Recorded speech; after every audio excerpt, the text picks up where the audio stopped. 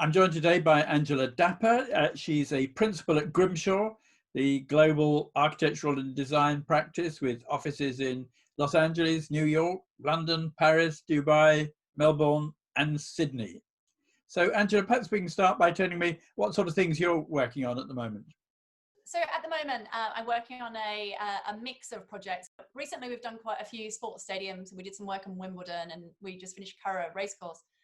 And I think in the current climate of our pandemic, it's actually been, we've been doing some interesting work in terms of looking back over those projects to see what we can do just to kind of reduce the risk in terms of COVID. So yeah, really interesting, but I think we're probably in a good space in that we do large stadiums, so they have a lot of space in terms of, in terms of what we can do with the spaces that we're working with.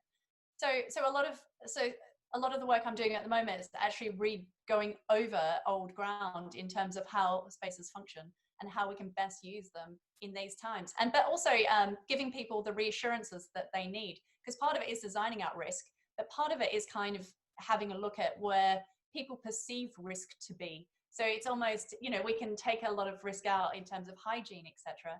But people need all these touch points to feel that their whole experience is de-risked from coronavirus. So it's quite interesting time, and it's kind of not a place that I expected to be in, but it's actually really interesting working over a number of projects to have a look at those aspects.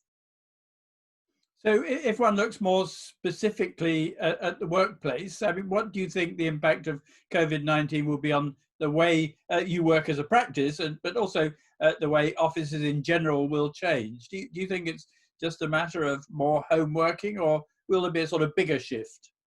It's been quite interesting. We're redesigning our office, which is, in light of this, I think there's a couple of key factors in that. One is, we've been through a lot, and I think people have been through a lot of trauma in terms of lockdown and anxiety, etc., that we don't want to use this time where we've stepped back from our normal lives. We don't want it to go to waste. So actually, when we go back into the office, we want it to be better. So we're like, okay, what is better? And the other part of that is, one, I think there's a short-term safety. What are we going to do? We'll put our pots of sanitizer around. We'll reduce the amount of people. But I think what's more interesting is, what is the office of the future? Like, what really is it for? So I think we had these discussions about, we thought it was about meetings. And actually, what we've realized is that having been pushed into this kind of technological thrust forward into having all our Zoom meetings, we've realized that actually it's a much more balanced playing field for a meeting to be on Zoom. Mm-hmm. So you don't really always need to be in the office. What the office is really about is culture and collaboration, which are two different things. So actually, if you're working alone, so I think we calculate our office at the moment is something like 80 to 90% of the space is for solitary working. But solitary working you can do at home.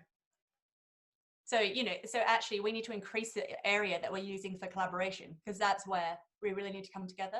And if in the short term, we need to space that out, fine, we can space that out accordingly, but we want to have a space where we can come together and work. So we think the future office is much less people. I think we're about 300 odd people in our London office.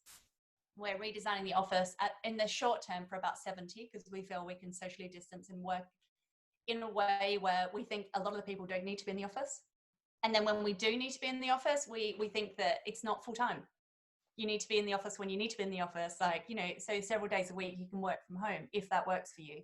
But we know that we need to look at everyone's individual circumstance and provide them the space that they need. So I think it's actually, we've had time to kind of look at how we work as individuals rather than being thrust into a system. We go, okay, as an individual, I know, and as a parent, I know I work better starting really early, finishing really late, limiting my meetings to certain times. And I think actually we're much more productive as well. And people, we've done some surveys in our office, people are feeling more empowered actually to get their work done. And in terms of the quality of their work, which is quite good, where I think architects previously were kind of perceived as working from home and slacking off.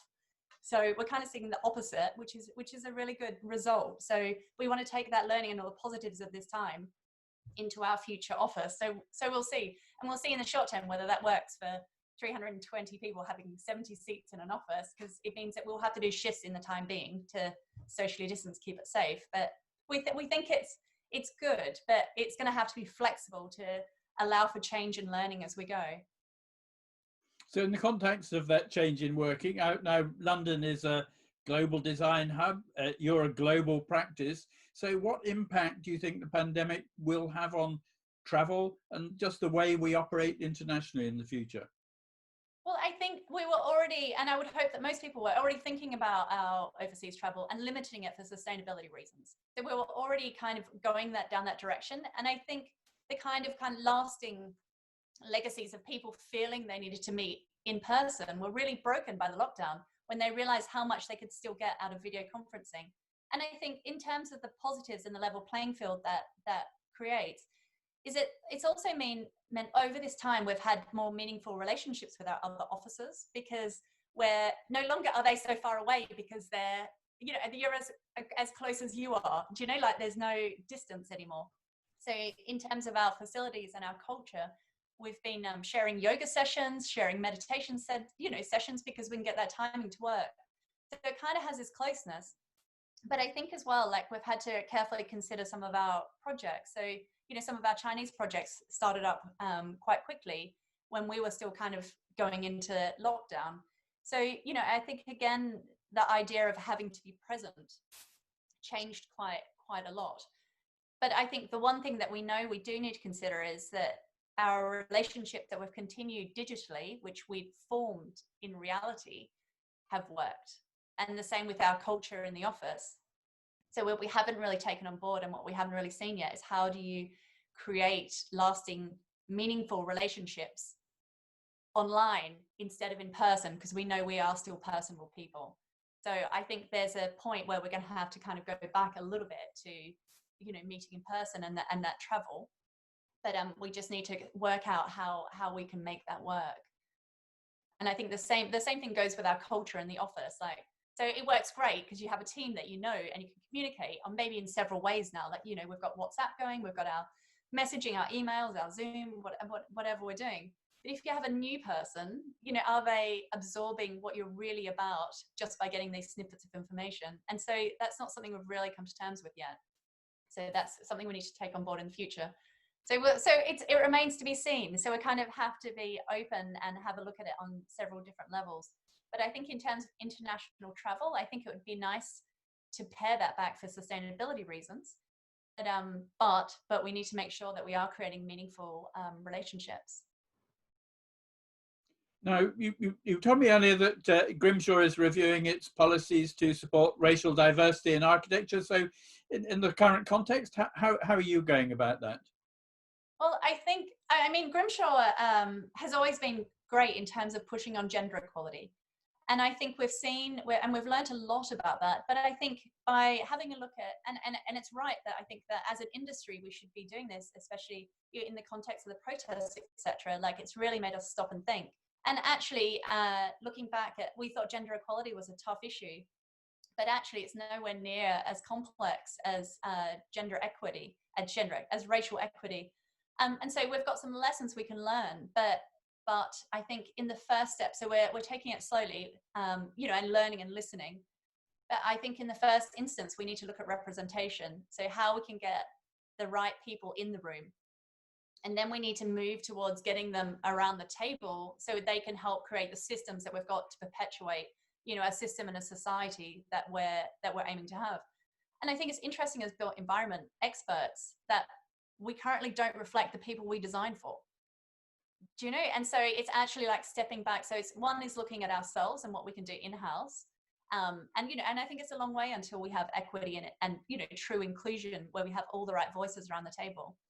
But then we need to look at how we get those people into our industry. You know, where are the barriers into the profession, or, you know, in different groups of people and in different locations as well. So, I mean, there's broad issues. So we're taking baby steps. I think at the first step for us is representation and amplifying the voices that we have, but also increasing numbers. But that sounds really oversimplified in terms of the issues around racial equity.